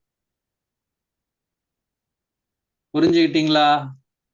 இந்த உலக சக்கரம் எப்படி நமக்கு இருக்கு, சுழற்சி அப்படிங்கிறது நம்ம புரிஞ்சுக்கணும். அப்போ நம்ம இப்ப எங்க இருக்கிறோங்க? அப்போ இறைவன் இந்த உலகத்தை படைச்சாரா அப்படின்னு இப்ப இருக்க உலகத்தை படைச்சாரு. எந்த உலகத்தை படைச்சாரு? அந்த சொர்க்கத்தின் நல்ல உலகம். அதே நேரத்தில் நம்மள படைச்சாருன்னா இப்ப இருக்கிற மனிதரை படைச்சாரா? இல்ல. கிறிஸ்டியானிட்டில சொல்லப்படுது, God makes man is own image. கடவுள் மனிதனை தன்னை போல படைச்சாருன்னா அப்படின்னு அர்த்தம் என்ன? இறைவன் அன்பு கடல், இறைவன் அமைதி கடல், இறைவன் ஞானக்கடல், இறைவன் தூய்மை கடல், இறைவன் சர்வசக்திவான் இல்லையா? அப்ப நம்மளும் யாருங்க? நான் ஆத்மா அமைதி ஸ்வரூபமான ஆத்மா, நான் தூய்மை நிறைந்தவன் இல்லையா? அந்த குணங்கள் தான் நமக்குள்ள. ஆனா அந்த குணங்கள் இழக்கிறதுக்கு காரணம் என்ன? இதுதான் காரணம். இறைவன் இறப்பு பிறப்பு சக்கரத்துல வர்றது கிடையாது. அதனாலதான் அவற்றை அளவற்ற சக்திகள் இருக்கு. ஆனால் நம்ம இந்த சக்கரத்துல வரோம், ஆத்ம சக்திகளை இழக்கப்படுறோம். இழந்ததுனால ஆத்மாவுடைய தவறுகள் செய்யறோம். அதனால துன்பத்தை அனுபவிக்கிறோம். அப்ப அந்த துன்பத்திலிருந்து விடுவிக்கிறது நம்ம இறைவனை கூப்பிட்டோம். அப்ப இறைவனும் என்ன பண்றார்? நம்ம செய்த பக்திக்காக இல்லையா? எப்பெல்லாம் தர்மம் கெட்டு போகுதோ, ஆத்மாவுடைய தர்மம், அதர்மம்னு சொல்லக்கூடிய கோபம், வெறுப்பு, பயம், காம, குரோத, லோபம், மோகம், அகங்காரம் தலைவிரித்தாடுதோ இந்த உலகத்துக்கு வரார். இழந்த ஆத்மாவுடைய சக்தி திரும்பி நிரப்பிடுறார். எப்படி மொபைல் ஃபுல் சார்ஜ் ஆயிடுச்சுன்னா மொபைல்ல எல்லாமே வேலை செய்யும். வாட்ஸ்அப் வேலை செய்யும், யூடியூப் வேலை செய்யும், போட்டோ எடுக்கலாம், மியூசிக் கேட்கலாம். சார்ஜ் இல்லைன்னா ஒண்ணும் பண்ண முடியாது இல்லையா? இன்னைக்கு ஆத்மாக்குள்ள சார்ஜ் இல்லாததுனால அன்பாவும் பேச முடியல. ஏன்னா நம்ம கிட்டே இல்லையே. அதனாலதான் மத்தவங்க சொல்றாங்க, நீ முதல்ல ஒழுங்கா பேசு, நீ கொஞ்சம் அன்பா பேசு, நீ கொஞ்சம் அமைதியா பேசு. ஏன்னா நான் பேச முடியாது, என்கிட்ட சக்தி இல்லை. அப்ப தியானத்துக்குள்ள நீங்க அன்பையும் அமைதி நிரப்பிக்கிட்டீங்க அப்படின்னா இல்லையா, காலையில இருந்து சாயங்காலம் வரைக்கும் இன்னைக்கு என்ன ஆகுதுன்னா எல்லாமே வெளியே போகுது இல்லையா? வீட்டுல 4 பேர் இருக்காங்க, 4 பேர் வெளியே போறாங்க. வீட்டுக்கு திரும்பும்போது எல்லா மொபைலும் டிஸ்சார்ஜ் ஆகி வருது. அப்ப எல்லாம் ஒண்ணுகிட்ட ஒண்ணு சார்ஜ் எதிர்பார்க்குது. நீ முதல்ல அன்பா பேசு இல்லையா? நீ கொஞ்சம் விட்டு கொடுத்து பேசு, நீ அமைதியா பேசு. ஆப்போசிட்ல இருக்கிற சூழல் என்ன? அது அம்மாவா இருக்கலாம், அப்பாவா இருக்கலாம், பிள்ளையா இருக்கலாம். நீ முதல்ல அன்பா பேசு, நீ கொஞ்சம் அமைதியா பேசு. ஏன்னா எந்த மொபைலையும் சார்ஜ் இல்லை. ஏதாவது ஒரு மொபைல் நல்ல சார்ஜா இருந்துச்சுன்னு வச்சுக்கோங்க, அப்ப என்ன பண்ணும்? மற்றதையெல்லாம் ஜமாளிச்சுக்கும். வீட்டுல இருக்கிற நாம மற்ற 3ஐயும் மேனேஜ் பண்ணும். இப்ப நீங்க ஒருத்தர் உங்க வீட்டுல தியானம் பண்ணா கூட உங்களுக்குள்ள அந்த அமைதியும் அன்பும் இல்லையா நிறைஞ்சிருக்கும் பொழுது உங்ககிட்ட இருக்கிறதான மற்றவங்களுக்கு கொடுப்பீங்க. நீங்க கொடுக்குறீங்கனால என்ன அர்த்தம்? நீங்க உங்களுக்கு ரிட்டர்ன் வருமா வராதா? என்னதான் கர்மத்துடைய விதி. எது கொடுக்குறீங்களோ உங்களுக்கு திரும்பி வரும். அதனாலதான் நம்ம எதிர்பார்க்க மாட்டோம், நம்ம கொடுப்போம். அதனால இந்த உலகத்தில் யாருக்கிட்ட எதிர்பார்க்காதீங்க. ஒரே ஒரு யார்கிட்ட, ஏன்னா இந்த ஆத்மா கிட்ட எந்த சக்தி இல்லை. நீங்க இங்க எதிர்பார்க்கறது வேஸ்ட் இந்த உலகத்துல. அப்ப எங்க வாங்கணும்? அதுக்கெல்லாம் சோர்ஸா இருக்கக்கூடிய இறைவன்கிட்ட தான் வாங்கணும். அப்புறம் நீங்க கொடுங்க இல்லையா? கொடுத்தீங்கன்னா உங்களுக்கு தானா வரும். நீங்க வேண்டானாலும் வரும். புரிஞ்சுக்கிட்டீங்களா? இதோடைய தொடர்ச்சி நாளைக்கு பார்க்கலாம். சரியா? இதுல ஏதாவது கேள்விகள் இருக்கா? இப்ப புரிஞ்சுக்கிட்டீங்களா? சொர்க்கம் நரகம்ன்றது வேற எங்கேயும் இல்லை. யாராவது இறந்துட்டா சொர்க்கத்துக்கு போவாங்க, நரகத்துக்கு போவாங்கன்னு சொல்றாங்க. இல்ல இல்ல, இதே வாழ்ந்த பூமி தான் ஒரு காலத்துல சொர்க்கமா இருந்தது. இதேதான் இப்ப நரகமா இருக்கு இல்லையா? இதே பூமி தான் வைகுண்டம், இங்கதான் இருந்தது.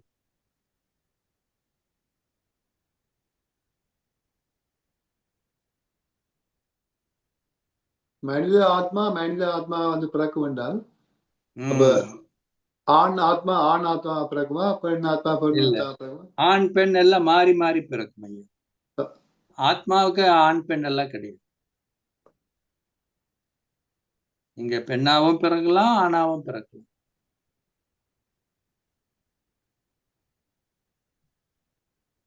அது எப்படி தெரியும்? அது இப்ப யார் அதை சொன்னது?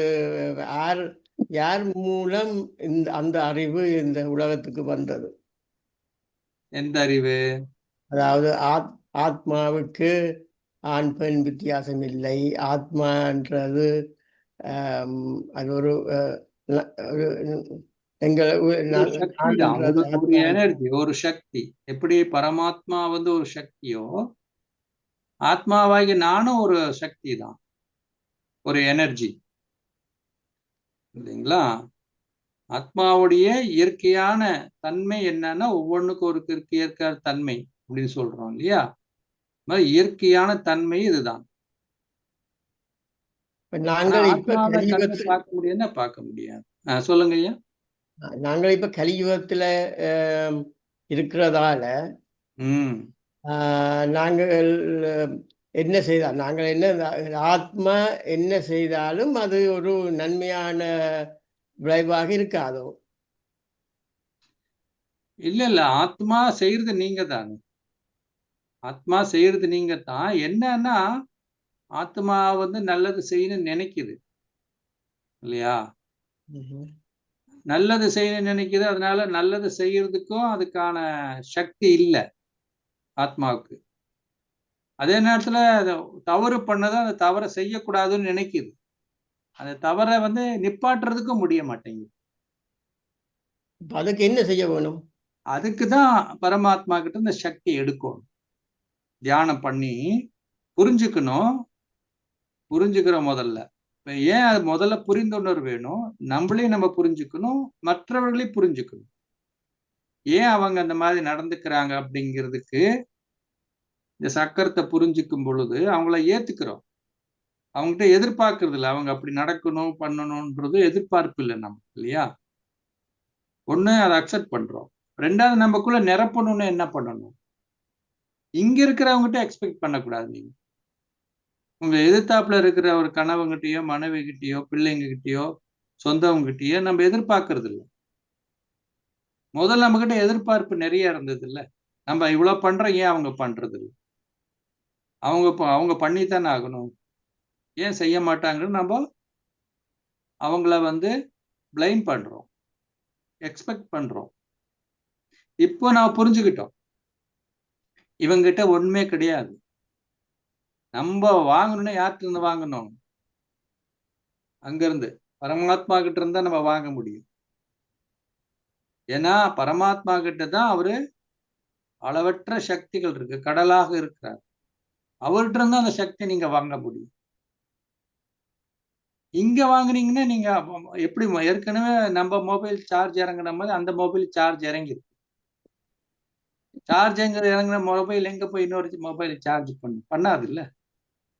எங்களுக்கு கடவுள் நம்பிக்கை இருக்குது. கடவுள் என்று எங்களுக்கு மேலான ஒரு சக்தி இருக்குது. அந்த சக்தி தான் எங்களை இயக்க வைக்குதுன்றதுல தீராத நம்பிக்கை இருக்குது.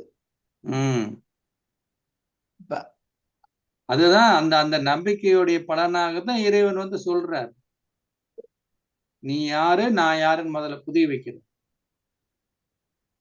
நான் வந்து உன்னுடைய தாய் தந்தை, ஆத்மாவுக்கு நான் தாய் தந்தை. இந்த உடலுக்கு அல்ல, உடலுக்கு சம்பந்தப்பட்டவன் நான் கிடையாதுன்றார்ல. அப்போ நான் எங்க இருக்கேன்றார், நான் சிவலோகத்தில் இருக்கிறேன், நானும் உன்னை போலயே ஒளியா இருக்கேன். அப்ப நீ என் கூட தொடர்பு வை, ஆத்மான்னு உணர்வுக்கு வந்து ஆத்மா என்ற உணர்வுலேயே உன்னுடைய எண்ணத்தின் மூலியமாக என் கூட தொடர்பு வை. அதுதான் யோகம்ன்றோம், கம்யூனிகேட் பண்ணு. அப்போ ஆத்மாவாக உனக்கு தேவையானதெல்லாம் உனக்குள்ள நிரம்புறத நீ உணரலாம். இப்ப இவ்வளவு நாள் நம்ம அப்படி பண்ணலையே. நம்பணும் கடவுள் ஒருத்தர் இருக்கிறாரு, மேல ஒரு சக்தி இருக்கிறாருன்னு. ஆனா அந்த சக்திக்கு நமக்கு என்ன தொடர்பு இல்லையா? அப்ப நான் யாரு? இப்போ வந்து வீட்டுல வந்து உங்களுக்கெல்லாம் தெரியும், வீட்டுல வந்து மெயின் வீட்டுக்குள்ள எல்லாம் லைட்டு ஃப்ரிட்ஜு அதெல்லாம் இருக்கு. வீட்டு மெயினுக்கு வந்து சப்ளை வருது இல்லையா? அந்த ஒயரை எடுத்து என்ன பண்றாங்க, மெயின் ரோட்ல போகக்கூடிய பெரிய மெயின் லைன்ல கொண்டு தானே கனெக்ட் பண்றாங்க, கொண்டு போய் ஒயரை, வீட்டோடைய ஒயரை, எல்லாரும் வீட்டோடைய ஒயர் அதுல தான் கனெக்ட் பண்ணிருப்பாங்க. ஆனால் அந்த ஒயருக்குள்ள, அந்த ஒயர் பார்த்தீங்கன்னாக்கா உள்ளுக்குள்ளதான் காப்பர் ஒயர் இருக்கும், காப்பர் இருக்கும், மேல வந்து ஸ்லீவ் இருக்கும், சரிதானே? அப்போ உங்களுக்கு இந்த ஒயரை கனெக்ட் பண்றேன்னு அந்த மேல இருக்கிற தோலோட, இந்த ஸ்லீவோட, ரப்பர் ஒரையோட நீங்க வந்து மெயின் பவரோட முறுக்கி வச்சீங்கன்னா கரண்ட் வருமா? வராது. எத்தனை வருஷம் ஆனாலும் வராது. அப்போ எதை நீக்கணும்? இந்த மேல இருக்கிற ரப்பர் ஒரையை நீக்கிட்டு உள்ள இருக்க காப்பர் ஒயர் இருக்கு பாருங்க, அந்த காப்பர் ஒயரை மெயின் போயிட்டு இருக்கக்கூடிய அந்த கம்பியில, அது பேர் ஒயரா தான் இருக்கும் இல்லையா? நம்ம ஊர்ல எல்லாம் பார்க்கலாம், அப்படியே மேல 24 hours கரண்ட் போயிட்டே இருக்கும். அந்த பேர் ஒயர் மேல சும்மா இப்படி டச் பண்ணீங்கன்னா போதும், என்ன ஆகுதுங்க, ஒரு செகண்ட்ல உங்க வீட்டுல கரண்ட், ரேடியோ, ஃப்ரிட்ஜ் எல்லாம் வேலை செய்யும். அப்ப ஏன் இவ்வளவு நாள் வேலை செய்யல? காரணம் என்னன்னா, நம்ம அந்த ரப்பர் உரையோட சுத்திட்டோம். அப்ப இங்க ஆத்மாக்கு ரப்பர் உரைன்றது என்ன அப்படின்னு, இந்த உடம்பு, இந்த உடல் உணர்வுலயே இருந்து கடவுளை நினைக்கிறோம். அதனால ஆத்மாக்கு சக்தி போறதே இல்லை. அப்போ இந்த உரை, இந்த உடல்ன்ற இந்த உரையை மறந்து, இதேதான் கீதையில சொல்லப்படுவது, தேகம், தேக சம்பந்தம் எல்லாத்தையும் மறந்து உன்னை ஆத்மா என்று உணர்ந்து பரமாத்மாவாகி நீ என்னை நினைவு செய்தால் உன் பாவங்கள் நீங்கும். அன்னைக்கு கூட சொன்னேன், எஃப்எம் ரேடியோ இருக்குன்னா, எஃப்எம் ரேடியோ 24 hours ஓடி போயிட்டு இருக்கு இல்லையா? ஆனா நம்மளுடைய ரேடியோவில் அந்த பர்டிகுலர் பிபிசி தமிழ் கேட்கணும்னா, பிபிசி தமிழுடைய ஃப்ரீக்வன்சி நம்பர் அவங்க சொல்றாங்க, அலைவரிசை நம்பர் 108.8, 101.3 ஏதோ ஒண்ணு சொல்றாங்க. நீங்க கரெக்டா டியூன் பண்ணாதானே வரும். ஆனா 24 hours எங்க என்ன இருக்குது, அங்க டெலிகாஸ்ட் பண்ணிட்டே இருக்காங்க. ஆனா நமக்கு கேட்கலன்னா, ஸ்டேஷன் பக்கத்துல இருந்தா கூட கேட்காது. ஆனா கரெக்டா டியூன் பண்ணீங்கன்னா கேட்கும். அப்போ நம்ம இறைவனுடைய ஃப்ரீக்வன்சி நம்பர் என்ன, 0, பாயிண்ட் ஆஃப் லைட். ஆனா நம்ம எப்படி மாறணும், அந்த ஃப்ரீக்வன்சிக்கு நானும் ஆத்மா பாயிண்ட் ஆஃப் லைட்னு மாறணும். ஆனா இவ்வளவு நாள் நம்ம அப்படி மாறலையே. இந்த உடம்புன்னு நினைச்சோம், உடம்புக்கு சம்பந்தம் ஆண் பெண் நினைச்சோம், ஜாதி மனம் நினைச்சோம், மொழியை நினைச்சோம் இல்லையா, படிப்பை நினைச்சோம், இல்லைன்னா நம்ம கொடுத்த ரோலை நினைச்சோம், ஹஸ்பண்ட் நினைச்சோம், ஒய்ஃபு நினைச்சோம், என்னென்னவோ உணர்வுகளோடத்தான் நினைக்கிறோம். கனெக்ட் ஆகாது இல்லையா? அதனாலதான் என்ன அங்கங்க சிதறி ஓடுது. ஆத்மா எந்த நினைச்சீங்கன்னா ஆத்மாக்கு சம்பந்தப்பட்டது ஒன்லி பரமாத்மா தானே. வாங்க பாவியை பாவத்தை மன்னிக்காதே பாவியை மன்னின்னு சொல்றாங்க இல்லையா? அப்படின்னா என்ன அர்த்தம் அப்படின்னா, அவங்க செய்யற செயல் வந்து தவறுதான். ஆனால் அவங்களை செய்ய வைக்கிறது எது? நல்லா இப்போ தியானம் பண்ணாம இருந்தது அப்படின்னு சொன்னால் சரியா? ஞானம் இல்லாத சொன்னால் அந்த ஆத்மாவுக்கு ஒரு முடிவு எடுக்க முடியாது. இவர் இப்படி செய்யறாரு, இப்படி பண்றாரு, ஒண்ணு பயத்துல இருப்பாங்க, இல்லைன்னா கவலையில இருப்பாங்க, வெறுப்புல இருப்பாங்க, மனக்குழப்பத்துல இருப்பாங்க, இதெல்லாம் இருக்கும். ஆனா எந்த ஒரு ஆத்மா ஞானம் நிறைஞ்சிருக்குதோ, நல்ல யோகா பண்ணுதோ, அந்த ஆத்மாவுக்கு புத்தி வந்து தெளிவா இருக்கும். அந்த புத்தி மூலியமாக அந்த நேரத்துல என்ன முடிவு எடுக்கணும். இன்னொன்னு பாருங்க, யாரெல்லாம் தியானம் பண்றாங்களோ தியானத்தின் மூலியமாகவே இப்ப வந்து நேரடியா ஒருத்தருக்கு நம்ம நினைக்கிறோம் நிறைய விஷயங்கள் நேரடியா நம்ம புரிய வச்சாதான் அவங்களுக்கு புரியும் நினைக்கிறோம், திட்டுனாதான் புரியும் நினைக்கிறோம் இல்லையா? ஆனா அப்படி கிடையாது. நமக்கு ஒரு சப்கான்சியஸ் மைண்ட் இருக்கு இல்லையா? அந்த சப்கான்சியஸ் மைண்ட் அதிகாலை நேரத்துல வந்து விழிப்புணர்வுல இருக்குல்ல. அப்ப நீங்க நேரடியா சொல்ல முடியாத ஒரு விஷயத்த கூட தியானம் பண்ணும்போது தியான நிலையில இருந்து நீங்க அதே ஆத்மாவுக்கு நீங்க ஒரு விஷயத்தை அட்வைஸ் பண்றீங்க, நீங்க அதுக்கான சக்தியா நீங்க அனுப்புறீங்கன்னா அந்த ஆத்மாவை வந்து உள்ளுக்குள்ள அதை வந்து அனுபவம் செய்யும், அதுக்குள்ள மாற்றங்கள் ஏற்படும், அதுக்கு வந்து தெளிவு ஏற்படும். இரண்டாவது, நம்ம கூட அடுத்த பாடத்துல வரும் பாருங்க, தியானம் செய்யும் பொழுது நமக்கு வந்து 8 பவர்ஸ் சொல்றோம், 8 சக்திகள் கிடைக்கும். அதான் அஷ்ட தேவிகள்னு சொல்றோம். அஷ்ட தேவிகள்னு அஷ்ட சக்திகள், அட்டமா சக்தின்னு சொல்றோம். Power to tolerate, power to adjust, power to டிஸ்கிரிமினேட்னு சொல்றோம். பகுத்தறியக்கூடிய சக்தி என்பது நமக்கு வரும். அது மாதிரி தியானம் பண்ண பண்ண உங்களுக்கு என்ன வரும்னா பவர் டு ஜட்ஜ், எது சரி எது தப்புன்னு நீங்க கரெக்டா டிசைட் பண்ணுவீங்க.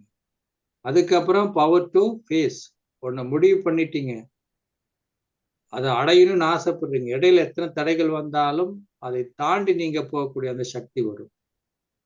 அப்போ நீங்க தியானம் பண்றது மூலியமாக உங்களுக்கு இந்த சக்தி எல்லாம் வரும் பொழுது இந்த மாதிரி ஒரு மனிதர் இந்த மாதிரி சூழ்நிலை இருக்குதுன்னா உங்களுக்கு கிளீனா தெரியும். சக்தி, அந்த சக்தி உங்களுக்குள்ள வருதுன்னு வச்சுக்கோங்க, கரெக்டா பிரித்தறிகிற சக்தி. அவர் ஏன் அப்படி நடந்துக்கிறாரு, அப்படி நடந்துக்கிறதுக்கு பின்னாடி பேக்ரவுண்ட் என்ன இருக்கு, சரிங்களா? இவ்வளவு நாள் இப்படி இருந்த மனிதன் ஏன் இப்படி மாறினாரு, அவருக்கு ஏதாவது மனசு பிரச்சனை இருக்கா, இல்ல ஆபீஸ்ல பிரச்சனை இருக்கா, இல்ல குடும்பத்துல ஏதாவது பிரச்சனை இருக்கா, என்ன பிரச்சனை இருக்கு, சரிங்களா? காலையில அமிர்த வேலைன்ற இடத்துல அந்த சக்தியை நீங்க கொடுக்கலாம், சரியா? அது அவங்களுக்குள்ள நீங்க மைண்ட் லெவல்ல அது போய் சேரும், சரியா? இரண்டாவது, இப்ப வந்து ஒருத்தர் வந்து நினைக்கிறாங்க, சில பேர் என்ன பண்றாங்கன்னா அந்த வாழ்க்கையிலே உழண்டுட்டே இருப்பாங்க இல்லையா? அந்த வாழ்க்கை வந்து அதனால வந்து தானும் பாதிக்குது, குடும்பத்தையும் பாதிக்குது. ஒரு லெவலுக்கு போகுதுன்னா அப்போ அது என்ன முடிவு எடுக்கணும்,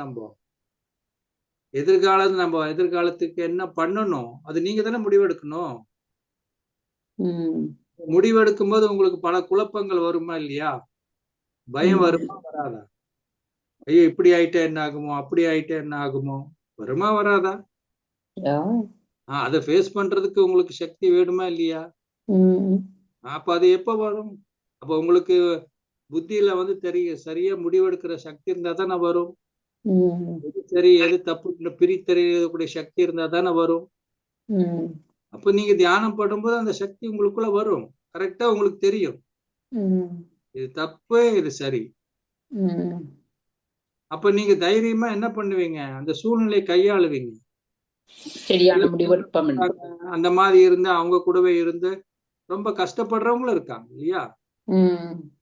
ஆனா அவங்களுக்கு தெரியும் இதெல்லாம் நமக்கு வேண்டாம், இந்த இதை வந்து நம்ம வெளியே வருவோம் இதுல இருந்து, இனிமேல் அவர் கூட வாழ முடியாதுன்னு ஒரு காலகட்டம் வருதுன்னு வச்சுக்கோங்க.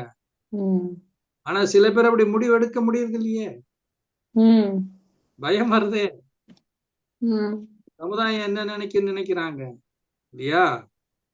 நிறைய விஷயங்கள் இருக்கம்மா.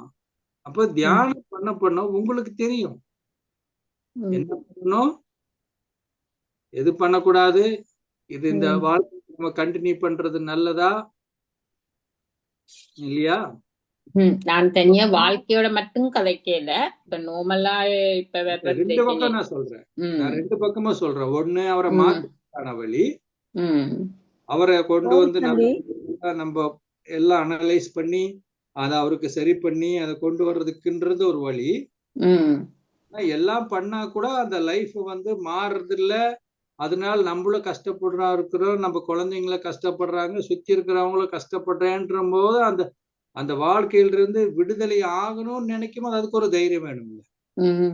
இனிமேல் இந்த ரிலேஷன்ஷிப் தொடராது, இது மேல நம்மளால பண்ண முடியாதுன்ற ஒரு காலகட்டம் வரும்போது அதை கையாளுறதுக்கு ஒரு சக்தி வேணும்ல, அதை ஃபேஸ் பண்றதுக்கு ஒரு சக்தி வேணும்ல, அதுக்கு நமக்கு பகுத்தறியக்கூடிய சக்தி வரணும் இல்லையா? அதுக்கு முடிவெடுக்கணும் இல்லையா?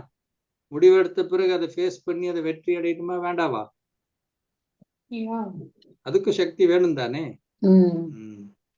ஆனா ரெகுலரா நீங்க என்ன பண்ணணும்னா கிளாஸ் கேட்க கேட்கத்தான் நமக்கு வந்து என்ன ஆகும், நான் ஏற்கனவே சொன்ன மாதிரி இதனுடைய அடிப்படையில் இல்லையா, இருபது ஞானத்தினையும் யோகம், அதுதான் ஆத்மா என்ற பறவைக்கு 2 ரெக்கைகள் போல. பிராக்டிஸ் பண்ணு. நாளைக்கு இதை கண்டினியூ பண்ணலாம். மெடிடேஷன் பண்றீங்க தானே? சரி, இப்போ ஒரு 2 நிமிஷம் பண்ணுவோமா நேரா? எப்போ அது தியானத்துல உட்கார்ந்தாலும் என்ன பண்ணாலும் எந்த உணர்வுல இருக்கணும், ஆத்மா உணர்வுல இருக்கணும். ஓகேவா? நாள் முழுவதும் இதை பயிற்சி பண்ணணும். ஓகே, நல்லா ரிலாக்ஸா உட்காந்துக்கங்க. நான் சொல்லக்கூடிய வார்த்தையை அப்படியே உங்க மனசுல சொல்லுங்க, அதுவாக உங்களை நினைங்க.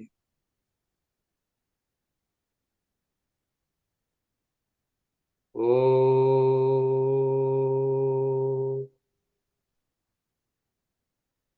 சாந்தி.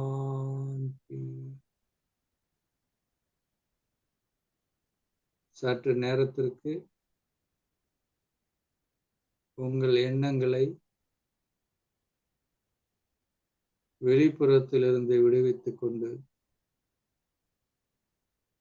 இரு புருவத்திற்கு மத்தியிலே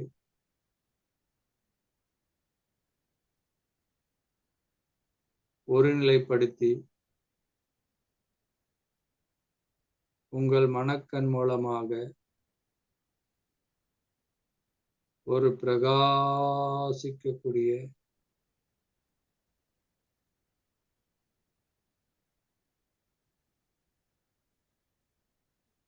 ஒரு நட்சத்திரத்தை பார்த்து கொண்டே இருங்கள்.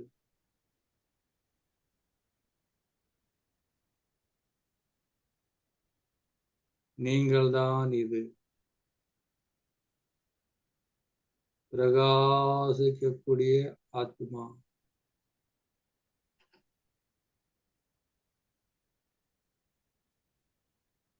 இந்த உடல் வேறு, நான் வேறு.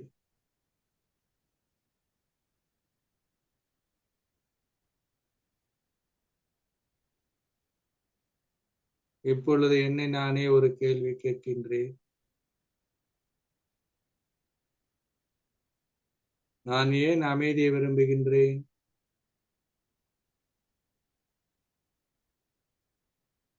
இதற்கான பதில் என் உள்ளே இருந்தே தோன்றுகின்றது. ஏனென்றால் நானே அமைதியானவன்,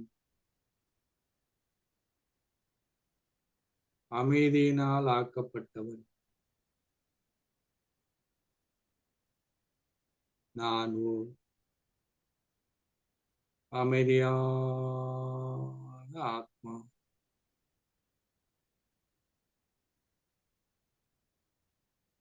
நான் எங்கிருந்து இந்த உலகத்திற்கு வந்தேன்? இதற்கான பதில்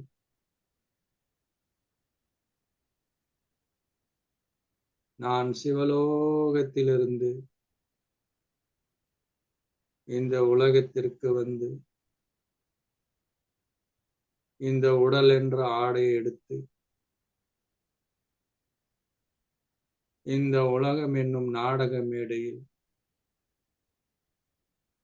ஒரு நடிகனாக நடித்துக் கொண்டிருக்கின்றேன்.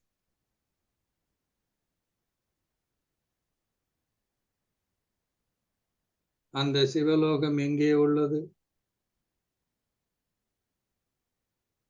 நீல நிறவானம்,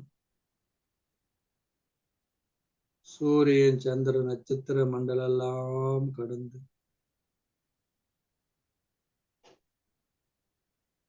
ஒளிமயமான உலகம் இருக்கின்றது.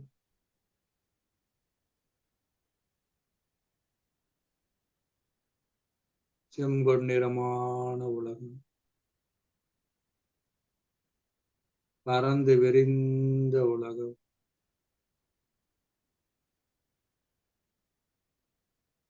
யார் அங்கே இருப்பது?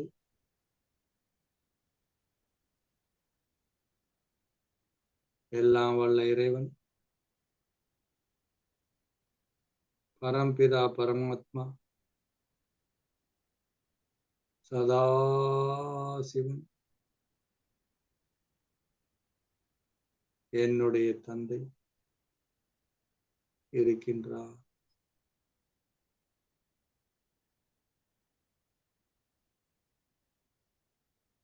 இப்பொழுது நான் அந்த உலகத்தில் இருக்கின்றேன். அவர் அருகில் இருக்கின்றேன்.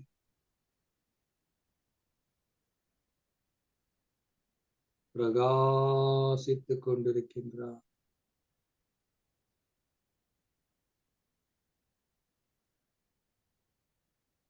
அவரிடமிருந்து அன்பு, அமைதி, தூய்மை, சர்வ சக்திகள் உடைய கிரணங்கள் என்னை சுற்றிலும் சூழ்ந்து கொண்டிருக்கின்றது.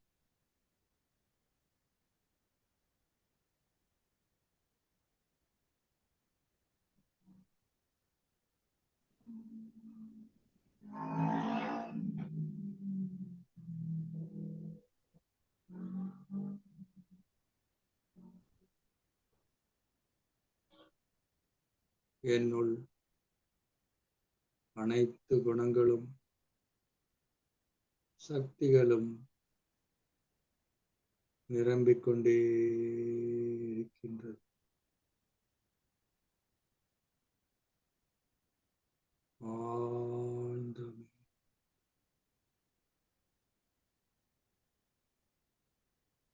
அளவில்லாத அன்பு,